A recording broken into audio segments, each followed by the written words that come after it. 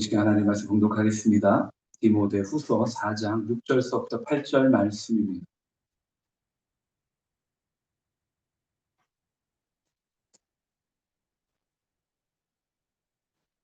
디모데후서 4장 6절부터 8절.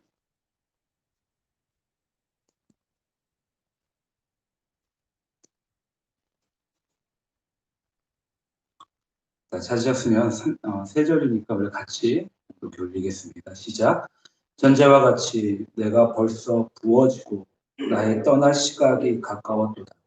나는 선한 싸움을 싸우고 나의 달려갈 길을 마치고 믿음을 지켰으니 이제 후로는 나를 위하여 의의 면류관이 예비되었으므로 주 곧 의로우신 재판장이 그 날에 내게 주실 것이며 내게만 아니라 주의 나타나심을 사모하는 모든 자에게 돌리라. 아멘. 아멘. 잠시 교회 말씀 소식 전해드리겠습니다. 마지막 성년 주일 비대면 예배와 그리고 온라인 예배로 우리가 같이 드리고 있습니다. 잘 아시다시피 2.5단계입니다. 그러기에 사적인 모임은 5인 이상이 금지되어 있지만 교회는 방송인은 포함하여 20명 이내로 예배를 드릴 수 있습니다. 12월 31일 목요일 오후 11시에 성구 영신 예배를 드리겠습니다.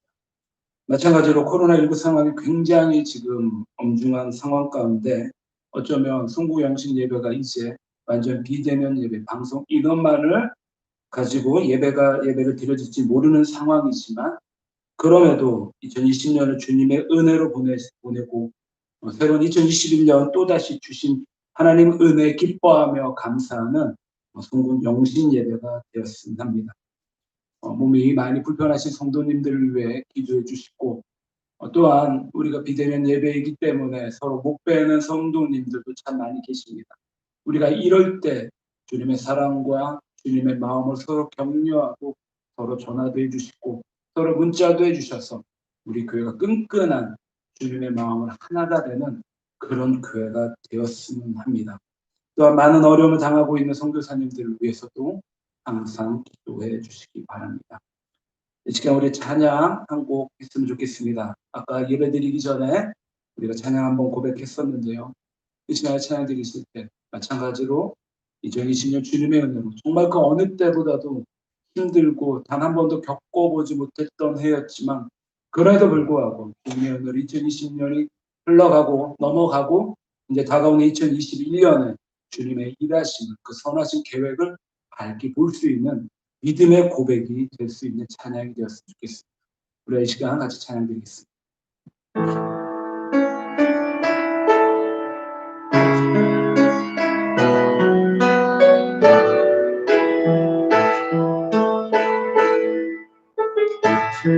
감사하신 하나님 에베네셀 하나님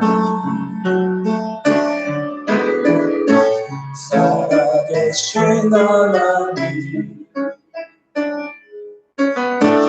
에베네셀 하나님 여기까지 인도하셨네.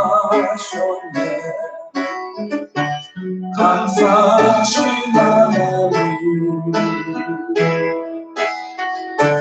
여기까지 인도하셨네. 살아계신 하나님 감사하신 하나님 에베네셀 하나님 살아계신 하나님 에베네셀 하나님 감사하신 하나님 에베네셀 하나님 살아계신 하나님 에베네셀 하나님 감사합니다 주님 장래로 인도하셨네.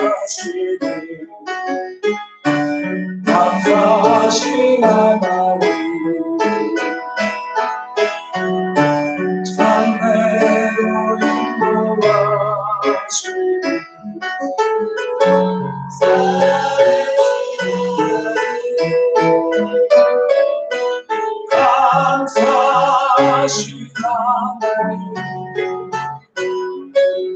에베네셀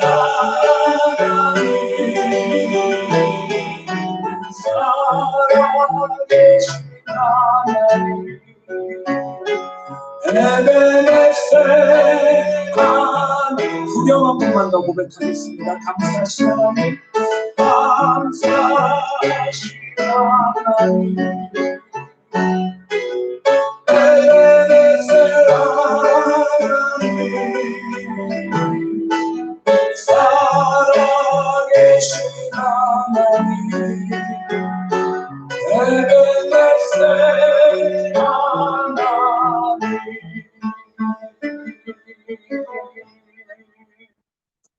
아멘. 감사합니다. 오늘 한 해의 결산이라는 말씀의 제목을 가지고 하나님의 은혜를 나누는 시간이 되길 바랍니다. 먼저 우리 성도님들 앞뒤로 한번 얼굴 뵈면서 마지막하게 인사해 주셨으면 합니다. 잘 오셨습니다. 만나서 반갑습니다. 또한 우리 인터넷으로 예배를 드리시는 우리 성도님들 너무나 반갑습니다.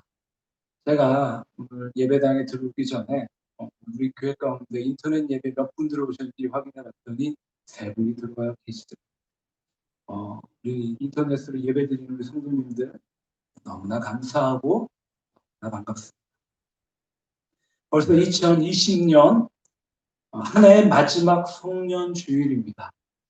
시작이 있으면 반드시 마지막이 있다는 것을 늘 깨닫게 해줍니다. 그러게 시작만큼 정말로 중요한 것이 마지막입니다. 그렇다면 마지막에 과연 우리는 어떤 모습으로 하나님 보좌 앞에 나아갈까? 어떤 사람은 두려움과 절망으로 맞이하게 될 것이고 어떤 사람은 감격과 기쁨으로 마지막을 맞이하게 될 것입니다. 그것은 예수님의 비유 속에 정말로 잘 나타나 있습니다. 10처녀 비유의 지혜로운 5처녀는 신랑을 맞이하는데 감격과 기쁨 속에서 잘 준비하고 잘 기다리고 있습니다. 그런데 어리석은 5처녀는 후회하고 땅을 치고 통곡함으로 마지막을 맞이하게 됩니다. 그러므로 그 사람에 대한 진정한 평가는 그 사람의 마지막을 보면 정말로 잘 알 수 있습니다. 하나의 마지막 주일에서 우리는 과연 어떤 모습으로 주님 앞에 나와야 될지 정말로 또 한 번 고민하는 주일 아침입니다. 올 한 해를 되돌아보면 우리 삶 가운데 하나님의 은혜로 감격하고 정말로 감동할 때가 있는가 하면 또 어떤 때에는 주님 앞에 나옴에도 불구하고 마음이 답답하고 또 무엇인가 불편하고 불안한 적도 있었음을 우리는 참 고백할 수 있습니다. 오늘 송년주일에 혹시라도 주님 앞에 나왔는데도 불구하고 마음이 답답하고 불편하시고 혹시 불안하시다면 간절하는 것은 이 마지막 송년주일에 다른 그 어떤 주일보다 하나님의 은혜가 우리 성도님들 삶 가운데 더욱더 흘러넘치길 주님의 이름으로 간절히 축원합니다. 오늘 본문에 나타난 바울의 현실은 사실 굉장히 힘들고 어려운 순간입니다. 디모데후서는 이제 사도 바울이 가장 마지막에 쓴 성경이기 때문에 그 안에 담겨져 있는 바울의 심정을 우리가 잘 살펴볼 수 있습니다. 이제 인생의 마지막이 눈앞에 보여집니다. 복음 전도자의 일생을 살다가 로마 정부에 잡혔고 그리고 이제 순교의 날이 얼마 남지 않고 있었고 그리고 자신의 삶을 정리하고 있습니다. 모진 환난과 핍박 속에서도 결코 굽히지 않고 살아왔었던 바울의 힘은 그 원동력은 바로 예수 그리스도에 대한 믿음이었습니다. 사도 바울은 하나님이 예비하신 의의 면류관을 바라보며 역경 속에서도 오히려 낙심하거나 낭망한 것이 아니라 그 안에서 기뻐하고 그리고 끝까지 변함없이 달려갈 길을 다 마치고 하나님 앞에 설 그날을 기다리고 있었습니다. 오늘 우리들이 읽은 본문은 위대한 전도자 사도 바울이 하나님의 일꾼으로 살아왔던 신앙을 결산하는 그러한 내용입니다. 그는 길리기아 다소에서 출생했고 당시 유명한 가말리아 문화생으로 교육을 잘 받았고 히브리인 중에 히브리인이었고 율법으로는 바리새인이었고 열심으로는 교회를 핍박하고 율법에는 의로운 그 흠이 없는 자가 바로 완벽한 바울이었습니다. 하지만 예수님을 만나기 전에 바울의 모습은 어떠한 사람이었었나? 사도 바울의 모습은 비방자여 박해자여 폭행자였고 하나님의 교회를 심히 핍박하고 유대인 중에서 그 누구보다도 유대교를 열심으로 믿었던 사람이 바로 바울이었습니다. 그렇지만 정말로 놀랍게도 다메섹 도상에서 부활하신 예수 그리스도를 만났을 때 그의 옛사람은 단 한 조각도 남지 않고 산산이 다 부서져 버리고 말았습니다. 그리고 그는 자신의 육체와 함께 자기의 그 정과 욕심을 십자가에 못 박아 버리고 이제 그리스도를 향한 위대한 전도자의 삶을 살아가게 됩니다.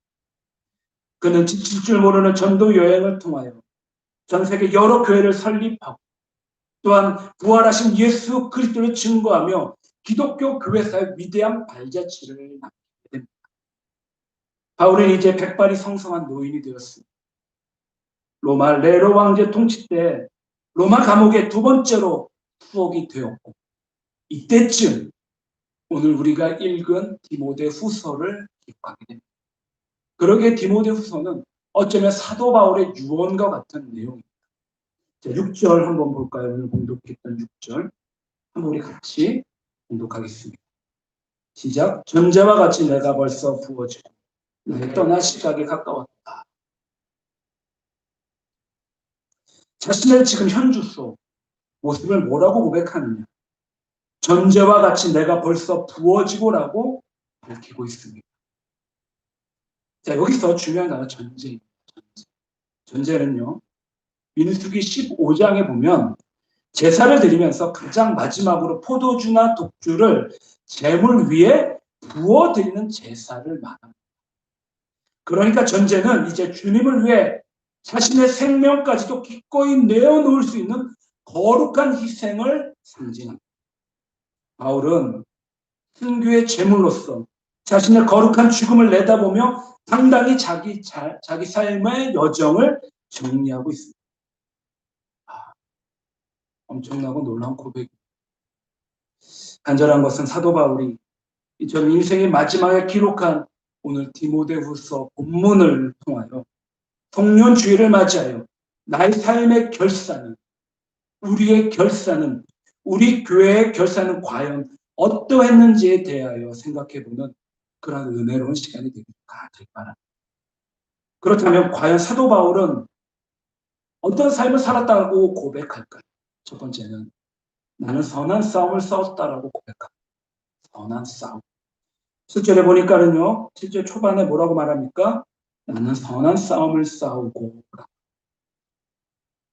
바울은 나는 선한 싸움을 싸우고라고 과거를 회복하고 있습니다. 여기서 싸움이라는 말은요. 굉장히 과격한 그러한 단어입니다. 링 위에서 서로 싸워 승부를 내는 격투기와 같은 것을 의미합니다. 2000년 전에 로마 사람들은요. 격투기를 굉장히 즐겨보았습니다. 오죽했으면 콜로세움이라는 그 격투기 엄청난 경기장이 지금도 로마 가운데 있었습니다. 요즘에도 격투기가 세계적으로 유명하지만 로마 시대 당시에 검투사들, 즉 무기를 들고 싸우는 검투 경기였었고 이런 경기들의 특징은 그냥 서로 치면 승복하고 끝나는 것이 아니라 자기들의 목숨을 내건 그런 싸움이었다는 것입니다. 즉 이기면 살고 지면 죽는 경기가 당시에 검투사들의 검투 경기였습니다. 바울은 이렇게 격투기 선수들처럼 치열하게 복음을 전하는 삶을 살았다라고 말씀을 통하여 고백하고 있습니다. 그렇습니다. 인생을 사는 것 자체가 전쟁이며 어느 때나 전쟁이 없는 시대가 없습니다. 우리가 하나님 앞에 부르심을 받은 이유는 바로 이러한 믿음의 선한 싸움을 싸우기 위해서입니다. 선한 싸움이지요. 우리가 주님으로부터 부름받은 그 순간부터 죽을 때까지 영적으로 싸우며 사는 그러한 존재들입니다. 그러므로 싸운다라는 것은요. 그 결과에 따라 엄청난 어마어마한 차이가 있습니다. 싸움에 지면 적군의 포로가 되어서 노예처럼 살아가야만 합니다. 그러므로 반드시 영적 싸움에서 우리는 승리하고 그 싸움에서 반드시 이겨야만 합니다. 그래서 사도 바울은 영적 전쟁에 대해 에베소서 6장 12절에 이렇게 말합니다.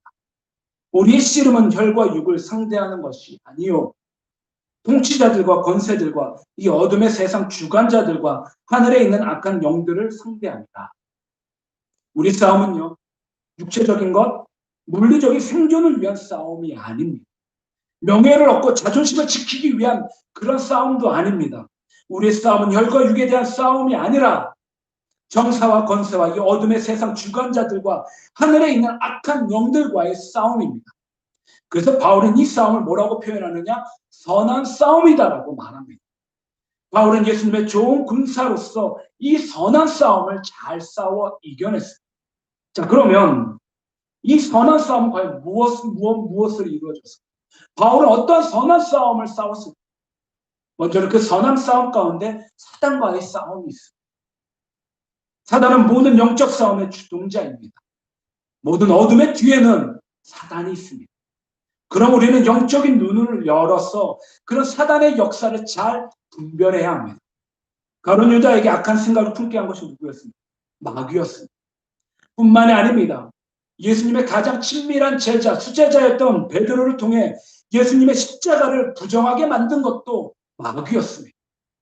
그러기에 마귀의 정체를 알아야 우리는 전쟁에서 이길 수가 있습니다. 예수님은 자신을 유혹하여 넘어뜨리려고 했던 베드로에게 이렇게 말씀하셨습니다. 마가복음 16장 23절에 사탄아 내 뒤로 물러가라. 너는 나를 넘어지게 하는 자로다. 내가 하나님의 일을 생각하지 아니하고 도리어 사람의 일을 생각하는다. 마귀는 끊임없이 성도들을 공격해서 넘어뜨리는데 그 목적이 있습니다. 하나님의 일을 생각하지 않습니다. 사람의 일만 생각합니다. 그러므로 마귀를 이기려면 사람의 뜻보다 가장 먼저 하나님의 뜻을 더 먼저 고민하고 생각해야 합니다. 야고보서 4장 7절에 그런즉 너희는 하나님께 복종할지어 마귀를 대적하라. 그리하면 너희를 피하리라. 아멘. 먼저는요, 하나님께 복종하고 예수 그리스도의 이름의 권세를 가지고 그 악한 마귀를 대적해야만 합니다. 그리하면 어떻게 된다고요? 저가 너희를 피하리라고 말씀하고 계십니다. 성도를 무기력하게 만드는 마귀를 대적하고 하나님께 복종하고 예수 그리스도의 이름에 대적하는 이름으로 대적하여 마귀와의 선한 싸움에 승리하시기 바랍니다. 바울은요, 마귀와의 싸움에서 승리했습니다. 또한 바울은요, 세상과의 싸움에서 승리했습니다. 여기서 말하는 세상은요, 하나님께서 창조하신 창조 세계가 아닙니다. 하나님을 떠난 타락한 세상입니다. 하나님 중심이 아니라 물질 중심, 인본 중심으로 뿌리 깊이 내린 바벨탑이 다스리는 세상을 말합니다. 오늘 우리가 살고 있는 세상의 힘은 대단합니다. 거대한 홍수와 같이 모든 사람을 쓸어 떠내려가게 만듭니다. 그 어느 누구도 스스로의 힘으로 거스르기에는 너무나도 강력한 힘입니다. 세상의 힘은 우리에게 물질로, 권력으로, 지식으로, 이데올로기로 또한 여러 관계들로 다가오기 때문에 분별하기도 어렵고 세상과 싸운다는 것은 나뿐만이 아니라 우리가 가지고 있는 모든 것들을 통하여 커다란 위험을 감수할 수밖에 없습니다. 그러므로 성도가 세상과 싸워서 이기는 비결은 다른 무엇도 아닌 바로 하나님의 닮은 거룩함을 가지고 세상과는 이겨야 됩니다. 세상에 살고 있지만 세상에 속해 있지 않은 그 성도를 인식하는 것, 세상과의 구별되는 것, 바로 그 거룩함으로 우리는 세상과 싸워 이겨야만 합니다. 요한복음 17장 16절과 17절에 내가 세상에 속하지 아니함같이 그들도 세상에 속하지 아니하여 싸움나이다. 그들을 진리로 거룩하게 하옵소서. 아버지의 말씀은 진리니이다. 예수님께서 대자장적 기도를 하나님 앞에 올려드리면서 이런 놀라운 말씀을 하셨습니다. 성도가 세상에 속하지 않고 주님 안에서 거룩하기 위해서는, 거룩함을 가지기 위해서는 세상과 분리가 되고 세상과 싸워 이길 수 있어야 되는 것은 다른 무엇도 아닌 진리 위에 바로 서야만 합니다. 진리는 바로 하나님의 말씀입니다. 우리의 선택 기준은 캐논, 즉 온전한 기준, 완전한 기준인 하나님의 말씀이어만 합니다. 말씀이 아니면 천하가 다 옳다 해도 아닙니다. 말씀이 가라는 대로 가고 말씀이 서라는 대로 서는, 말씀의 중심에 사는, 거룩함이 흘러넘치는, 거룩함이 있는 우리 민집의 성도님들이 되시기를, 그래서 세상과 선한 싸움을 하시기를 주님의 이름으로 축원합니다. 자, 선한 싸움은요, 마지막 자기와의 싸움입니다. 사도 바울은 마귀와의 싸움에서 승리했었고, 세상과 싸움에서 승리했고, 그리고 자기와의 싸움에서 승리했던 그런 사람이었습니다. 그런데 자기와의 싸움은 정말 쉽지 않습니다. 가장 강력한 싸움은 자기 자신과의 싸움입니다. 진정한 적은 내 안에 있습니다. 그러게 예수님께서 마태복음 16장 24절에 누구든지 나를 따라오려거든 자기를 부인하고 자기 십자가를 지고 나를 따를 것이다 라고 말씀하십니다. 예수님을 따르는 전제 조건은 나를 부인하고 자기의 십자가를 지는 것입니다. 그래서 바울은 고백하기를 뭐라고 고백하느냐? 나는 날마다 죽노라라고 합니다. 이 표현에는요, 세상적인 생각과 욕심으로 가득 찬 자신이 주님 앞에 날마다 죽는다라는 의미이며 나를 십자가 앞에 내려놓는다라는 그런 믿음의 고백이었습니다. 이 싸움은요, 내 속에 있는 정욕과 싸우는 싸움입니다.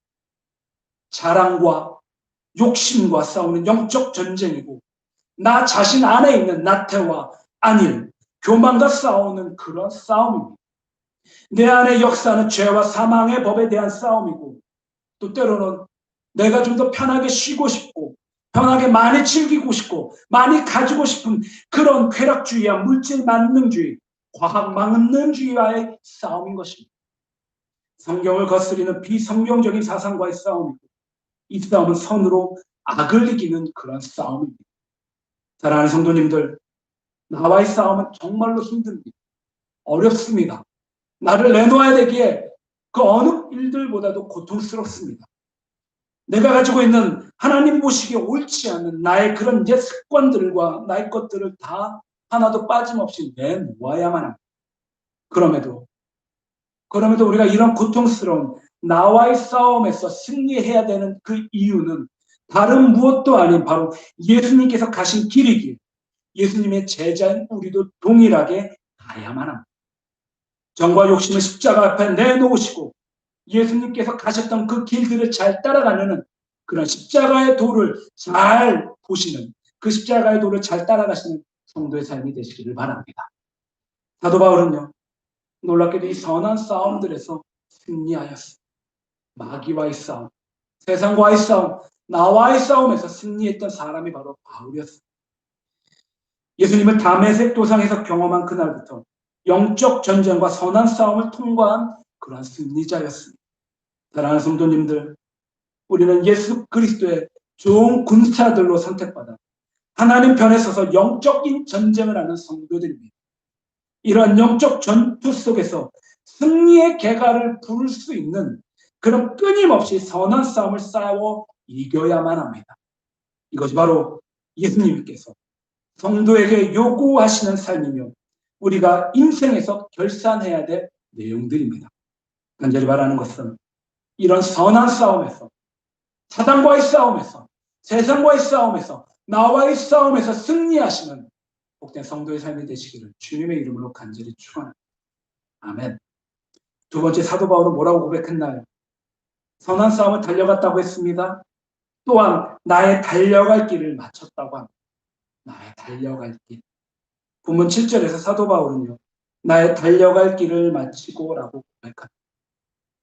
여기서 달려갈 길이라는 것은 마라톤 경기에서 정해진 코스를 의미합니다. 그러니까 바울은요, 자기에게 주어진 복음의 그 경주를 마쳤다라고 고백하고 있습니다. 복음의 경주. 여기서 마치고의 의미는 사도 바울이 하나님 앞에 받았던, 주님 앞에 받았던 그 사명자의 길을, 그 사명의 코스가 끝나고 완성됐다라는 것을 의미합니다. 바울은 훌륭한 경주자로서의 경기의 규칙과 규율을 어기지 않고 잘 달려나갔습니다. 예수님 앞에서 뛰는 경주자였었고, 허다한 증인들 앞에서 달리는 경주자였습니다. 그런데 이 다름질은요, 이 경주는요, 결단코 인내, 즉 오래 참음이 없이는 절대로 달려갈 수 없는 그런 경주. 우리 성도님들 달리기 좋아하시나요? 1km만 달려보십시오. 얼마나 힘든가. 정말 그만두고 싶을 때가 정말 머리부터 발끝까지 한두 번이 아닙니다. 그런데 놀랍게도 바울은 다메섹 도상에서 예수님 앞에 부름을 받은 이후로부터 로마 감옥에 2번째 갇히는 그날까지 온갖 장애물들을 인내로서 통과하며 잘 달렸었습니다. 신앙의 경주는 마치 40.19km를 달리는 마라톤 경주와도 같습니다. 힘이 든다고 절대로 포기해서는 안 됩니다. 그리고 그 정해진 길을 마칠 때까지 부지런히 달려가야만 합니다. 사도 바울이 달렸던 그 길은 바로 복음 전파의 길이었습니다. 그는 이 복음을 전파하는 데 있어서 자기의 생명을 조금도 아끼지 아니하고 전력을 다해 달렸던 사람이었습니다. 사도행전 20장 24절에 보면 누가가 이렇게 말합니다. 내가 달려갈 길과 주 예수께 받은 사명 곧 하나님의 은혜의 복음을 증언하는 일에 마치려 하면은 나의 생명조차 조금 더 귀한 것으로 여기지 아니하노라고 고백합니다. 엄청나죠. 사명자의 길을 가려고 한 사람이 자기 하나밖에 없는 그 어원처럼 자기의 그 생명을 주님 앞에 전제로 부어드리고 있습니다. 우리 모두는 이처럼 하나님과 예수 그리스도와 허다한 믿음의 선진 증인들 앞에서 지켜보는 그러한 경주자들입니다.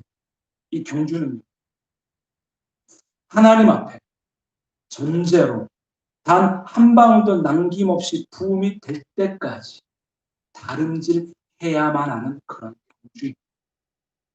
힘이 들어서 고통스러워도 우리는 절대로 포기해서는 안 되는 그런 경주입니다. 하지만 너무나 안타깝게 성경에 보면은요, 이 다름질을 중도에 포기한 사람이 나옵니다. 바로 데마입니다. 데마. 그는 원래 바울을 도와 복음을 전파했던 사람이었습니다. 그런데 로마의 핍박이 이제 거세지자 이 다름질을 중도에 포기하고 말았습니다. 이에 대해서 바울은 그가 세상을 사랑하여 데살로니가로 갔다고 짧게 증언하고 있습니다. 오늘 10절에 보니까 그렇게 얘기합니다. 데마는 이 세상을 사랑하여 나를 버리고 데살로니가로 갔고 그렇게 표현합니다. 우리는 주님을 바라보면서 또 나에게 주어질 예비된 면류관을 기대하면서 인내하며 경주해야 하는 어쩌면 굉장히 외로운 경주자들입니다. 사랑하는 성도님들, 우리는 복음 전파의 길을 그리고 사명자의 그 길을 그리고 선교자의 길을 끝까지 달려 나에게 주어진 이 길을 다 마쳤다고 마지막 순간에 고백할 수 있는 복되고 귀한 성도가 되어야만 합니다. 그래서 마지막에 세상이 아닌 하나님께 칭찬받으시는 성도가 되시길 주님의 이름으로 간절히 축원합니다. 아멘. 마지막으로요. 사도 바울이 뭐라고 고백하는가? 믿음을 지켰다라고 고백합니다. 보면 7절에 보니까 뭐라고 하나요? 믿음을 지켰으니라는 표현이 나옵니다. 믿음을 지켰다고 합니다. 여기서 지키다라는 말은요. 군사적 용어입니다. 군인이 성을 수성할 때 사용되는 용어이지. 이처럼 성도는요. 군인처럼 군인이 성을 지키고 수성하는 것처럼 영적 파수꾼으로서 세상에서 깨어 있어야만 합니다. 만약 군사가 성을 지키지 못하면 어떻게 되나요?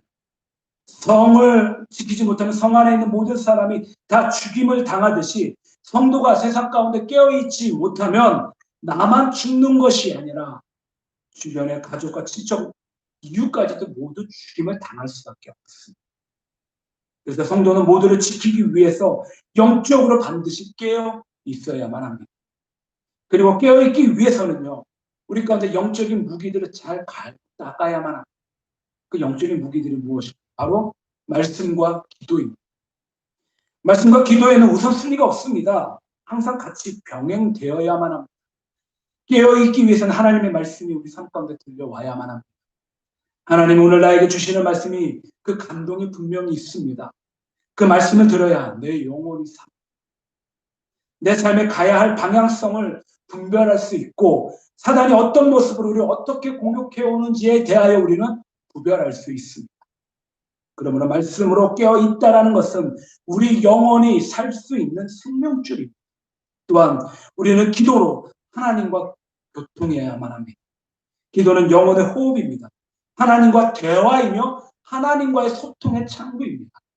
기도에 하나님의 뜻을 이룰 수 있는 힘이 생깁니다.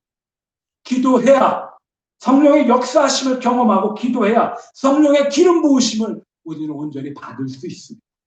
그러므로 그리스도인 군사인 우리가 기도하지 않고서는 하나님을 기쁘시게 할 수 없습니다. 사랑하는 성도님들, 우리 교회는 기도하는 교회입니다.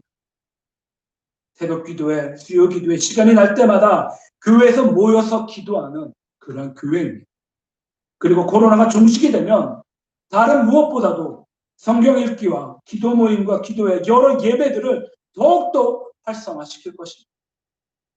저는 기도는 내 영혼의, 우리 영혼의 생명입니다. 기도하지 않고 하나님을 안다라는 것은 영적인 교만입니다.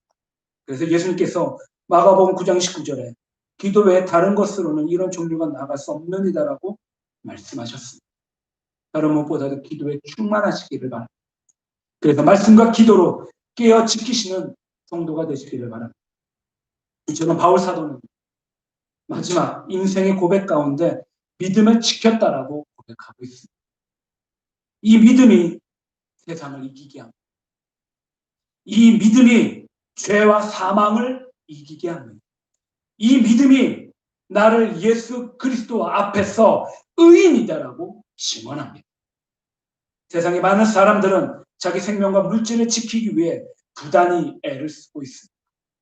명예를 잃지 않으려고 심혈을 기울이고 재물을 지키기 위하여 수많은 방법들을 동원하고 있습니다. 하지만 그들이 정작 지켜야 될 보배들은 지키지 못하고 있습니다. 그 보배가 무엇인가요? 바로 오늘 말씀 가운데 나오는 믿음입니다. 믿음. 믿음을 지킨다라는 것은 영적인 생명을 지키는 일이기 때문에 영적으로 깨어있지 않는다면, 말씀과 기도로 충만해 있지 않는다면 우리는 결단코 믿음을 지킬 수가 없습니다. 믿음이 무너지면 모든 것이 무너집니다. 우리가 세상을 이길 수 있는 힘은 바로 이 믿음에서 나옵니다. 그러므로 우리는 반드시 영적으로 깨어있어 오직 말씀과 기도로 영적 싸움을 싸워 이 믿음을 지켜 살아가는 성도가 되시기를 예수 그리스도 이름으로 간절히 축원합니다. 이제 말씀을 맺겠습니다. 사랑하는 성도님들, 바울은요 7절의 고백처럼 선한 싸움을 싸우고 달려갈 길을 마치고 믿음을 지키는 신실한 삶을 살았습니다. 이렇게 자기의 모든 것을 드리고 왜 마지막까지 자기의 생명을 단 한 방울도 남지 않게 하나님 앞에 전적으로 드렸을까? 오늘 말씀 8절에 같이 한번 봉독하겠습니다. 8절입니다. 시작. 이제 후로는 나를 위하여 의의 면류관이 예비되었으므로 주 곧 의로우신 재판장이 그날에 내게 주실 것이며 내게만 아니라 주의 나타나심을 사모하는 모든 자에게도니라. 하늘나라에 대한 소망이 있었습니다. 그리고 그 거룩한 하늘나라의 소망은 의로우신 재판장이 하나님께서 마지막 날에 주실 의의 면류관 상급이었다라고 말씀하고 계십니다. 그래서 놀랍게도 사도 바울은요 자기의 생명을 단 한 방울도 남기지 아니하고 지칠 줄 모르고 하나님 앞에 그 복음을 위하여 달려 나갔다라는 것입니다. 근데요 놀랍게도 이 의의 면류관, 이 상급을 사도 바울에게만 국한된 것이 아니라 이 면류관 의로우신 재판장이 주신 이 의의 상급은 사도 바울 가운데에만 주어진 것이 아니라 8절 후반절 뭐라고 나오나 주의 나타나심을 사모하는 모든 자에게도니라. 아멘. 주님을 믿고 주님을 따르고 주님을 섬기고 주님을 위해 핍박을 받고 주님을 위해 어려움을 당하고 주님을 위해 삶을 드리는 그 모든 자들에게 주어지는 하나님의 의의 면류관 상급이다라고 말씀을 명확하게 오늘 우리 가운데 말씀하고 계십니다.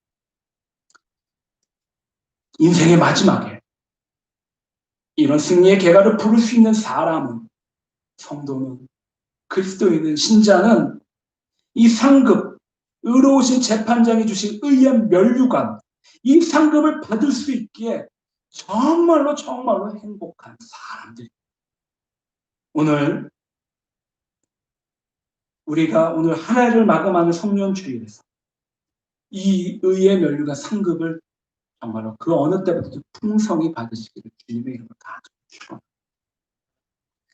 2020년 한 해를 결산할 때 다른 무엇보다 선한 싸움을 잘 싸워오고 달려갈 길을 마치기까지 인내하며 믿음을 지키는 승리의 삶을 사셨다면, 그랬다면 오늘 주님 앞에 영광스러운 삶을 결산할 수 있습니다.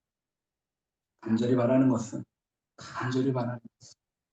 우리 사랑하는 성도님들 삶 가운데 주님이 우리를 부르시는 그날까지 면류관을 얻도록, 이 상급을 얻도록 선한 싸움에 힘을 다하시는 성도님들이 되시기를 바라고, 그래서 우리들의 마음이 천국이 되고 우리 교회가 천국이 되고 우리 가정과 삶의 터전이 천국이 되어 돌아오는 2021년을 다른 어느 해보다도 기쁘고 아름답게 잘 맞이하시는 귀하고 복된 성도의 삶이 되시기를 주님의 이름으로 간절히 축원합니다. 아멘. 기도하겠습니다. 사랑과 은혜가 풍성하신 하나님 아버지, 오늘 성년주일을 맞이하여 우리가 한 해를 되돌아보았습니다. 성도의 삶 가운데 사도 바울의 그 유언과 같은 말씀인 선한 싸움을 잘 싸워 달려갈 길을 인내하였는지, 믿음을 지킴으로 승리의 삶을 잘 살았는지를 되돌아보고, 주님, 간절히 바라는 것은 성도의 삶 가운데 사도 바울을 잘 본받기를 바랍니다.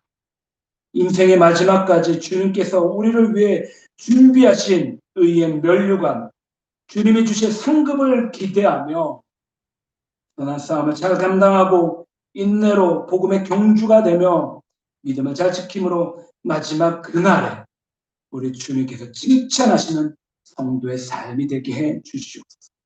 감사드립니다.